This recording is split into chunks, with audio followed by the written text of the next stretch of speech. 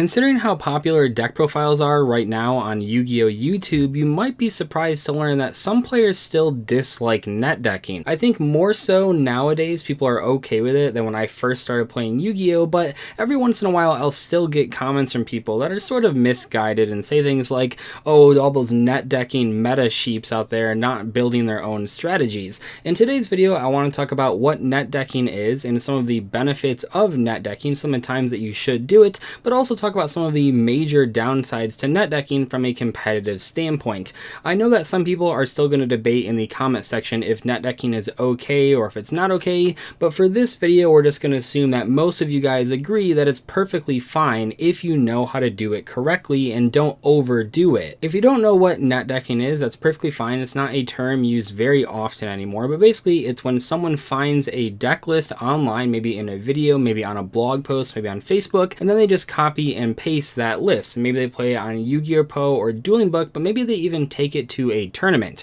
Net decking is perfectly fine. I think I've already established that at this point. You shouldn't be expected to make every single deck from the ground up, and in some cases you'd be losing valuable hours by doing that, because in the time that it would take you to figure out what the standard list of a certain archetype is, maybe by that time the list has actually changed and now you're way behind. Net decking, when used properly, can help newer players get into the competitive landscape of Yu-Gi-Oh! And in other cases can help you test for strategies that you maybe wouldn't know how to build otherwise. Which brings me to my first positive aspect of net decking, and that's if you've never played a deck in your life but you saw a few of the cards and you think they look kind of interesting, by all means go out there and try to find someone else that actually spent the time to build that deck and see if you enjoy it for yourself.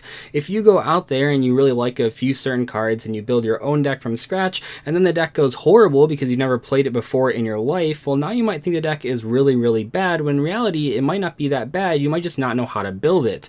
Of course, that's not true in every single case, and in some cases it's better to go off the beaten path and just build your own strategy, but in a lot of cases when you are brand new to an archetype, you really want to net deck from someone that actually has played it before. If this is what you're doing though, I'd really make sure to watch the deck profile that has the most in-depth explanations, because it's very important not to just copy the list card for card without any idea of what the cards do, and actually listen to why people are playing certain things at certain ratios. For example, if you looked up a Salamangreat list because you want to play that deck and you've never seen any of the cards before, maybe you don't know why they're playing 3 Spinny and 3 Foxy but only 1 Jack Jaguar and 1 Falco.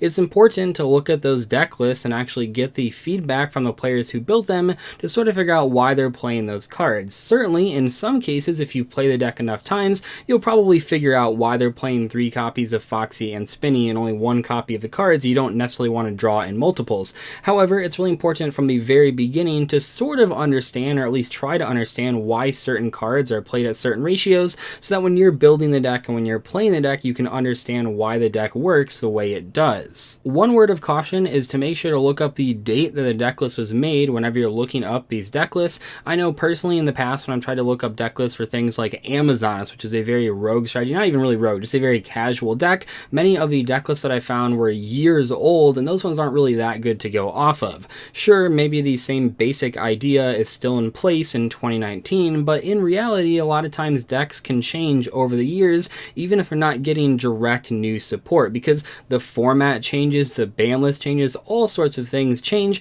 so it's important to try to find the most recent sort of successful builds out there. Even if you're looking at a more casual strategy, trying to find a build that at least like got its invite at a regional qualifier is better than trying to find a build that someone just built in their basement and they never took to a real tournament. But what about net decking in a competitive context? Because the main complaint that I see against net decking is what I said at the beginning, which is when people go like, oh, all the meta net deck players out there that they just copy and paste a deck and then they're very successful. And while I'm sure that does occasionally happen, in general it's not that easy. And I know people that don't go to actual real life tournaments probably think it is in fact that easy. You just copy and paste and you're super successful. The problem is that there's not just one person doing that, right? If something just topped of just won an event, that list is out there and people are going to want to copy it for the next event. That's just the nature of things. People see something being successful and they want to give it a try.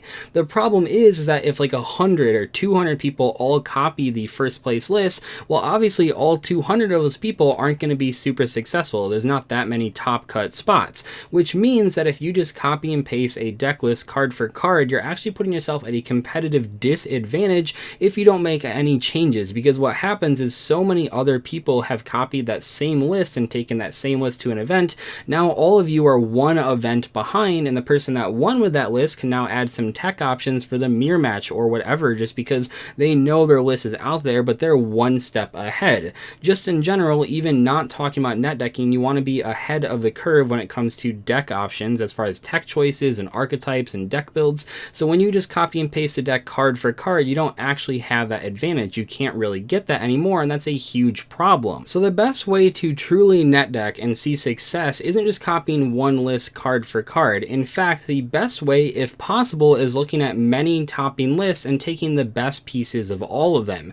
For example, a lot of players were maybe playing Salamangreats when the structure deck first came out, and there were so many different builds out there. What were all of them doing the same? What were all of them doing differently? Yeah, you'd probably see all of them playing Gazelle and Circle and Spinny and Foxy. That means that those cards are all probably staple 3-ofs, but in most cases, you're going to see some differences, not only in the main decks, but also the side decks. Were people main decking Twin Twisters? Were they side decking Twin Twisters? Were they main decking things like Artifacts? Were they siding those cards? Some people played Flame Buffalo right out the gates. Some people didn't play the card at all. You really have to look at not only what the staple cards are, but also what cards people really didn't agree on, because that means that now that you have a really good baseline of what people are playing, you can add your own tech options and sort of borrow from other deck lists. That is truly the most consistent and competitive way to net deck, but obviously you don't have to do that, right? If you go to a tournament, you don't have to look at past topping lists. Maybe you look at the past topping lists, get a chance to play them after net decking them, and then you realize they're not even as good as you thought. Maybe in that case, you go a totally different direction. Maybe you don't even play the deck that you just copied because you realize it's not nearly as powerful as other people think it is. So then you build a deck knowing other people are going to be copying that old list, and you build a deck to beat that old list specifically. It's just how it goes, and it really just goes to show that net decking isn't always bad. Sometimes you can look at what's topping, realize other people are going to copy that list, and then you build something specifically to beat that list, maybe with your own tech options that people haven't thought of yet. And I realize that not everyone agrees with that practice, but you have to understand that no one is obligated to play like the best version of their deck at any particular event. To me, that's almost more impressive, taking a less good version of a deck and still being successful only so that people can't copy the best version for the next event is pretty darn amazing. You're never guaranteed to top, especially if you play a less good version of something, and even if you do manage to top, people aren't guaranteed to copy you, so it really is a big brain line of thinking that not many players were able to successfully pull off. Besides being behind the curve, one of the big downsides of only net decking and not actually getting the explanations for the cards is that the cards that people played with that they topped with might have not even been that good. For example, I noticed this after I got top 4 at the UDS. I know you guys hate me bringing it up all the time, but one of the things that I noticed is that I played one Sangan in that deck, and a lot of players started picking up Sangans. I was even tagged in a few posts from people saying like, hey, Dzeeff just topped with Sangan, buy your copies now. And it's like, even though that card technically was in my deck, I was just testing it out, and it didn't really test very well. Even in my profile, it said it was one of the worst cards in my entire deck list. So even though the card made it in the topping list, because obviously I can't change my deck as the tournament continues, it still wasn't a very good card. And that's one thing you really have to pay attention to. Anytime you watch a deck profile, you're getting so much more valuable information than just looking at a deck list, especially in the cases like cards like Sangan, where the player didn't actually end up liking them. And I'm sure even after watching this far into the video, I'll still get comments from people that say, well, isn't one of the downsides of net decking that it makes you less creative? And I will wholeheartedly disagree with that, because while I understand where you're coming from, I don't think you mean it in like the worst way ever. I think you're just saying, well, if you're copying and pasting, there's no creativity. Remember that creativity, quote unquote, doesn't actually get you brownie points. I know it can seem really exciting to build your own deck, your own strategy, but you don't get like more life points. You don't get extra draws for going to an event with a quote unquote creative deck list. And if I'm being completely honest here, as someone that's looked at a lot of unsuccessful lists from different people at YCSs and regionals and locals that say their deck was very creative, in most cases, those decks not only aren't that creative, I mean, they're not really blowing my mind here. In a lot of cases, they just weren't built very well. Lots of unsearchable one-ofs, lots of weird tech choices that don't really make sense against the metagame. So while they did spend some time making a unique deck, they didn't really spend time making a successful deck, or a deck that can successfully counter the metagame. I know it's cool making a deck that no one else has in the room, but it doesn't actually get you anywhere aware of doesn't actually make you successful and that's what you're aiming for, well, was it really worth your time building a deck from the ground up instead of doing the research on the other strategies out there? You don't have to play the meta decks, you don't have to net deck, but at least being aware of what other people are playing to make informed decisions on your own strategy is a really good idea. And I guess I'll end the video by saying that most meta players, the most successful meta players, are the ones that are innovating. I know that a lot of casual players don't see it as innovation when you change like 5 or 10 cards out of your entire list. That's actually a huge deal. Sometimes those 5 to 10 cards make a huge difference in the mirror matches or against the expected metagame.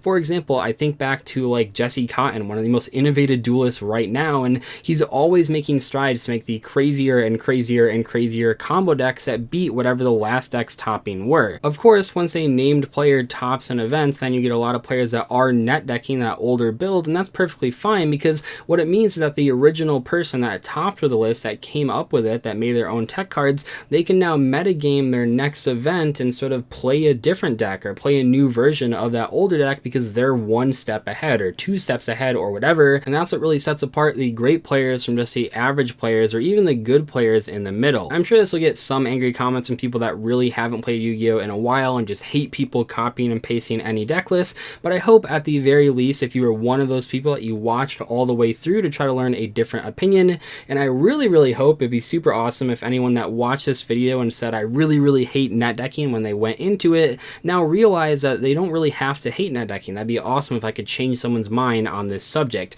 Anyway though, I'll see you later. Thank you so much for watching. Goodbye.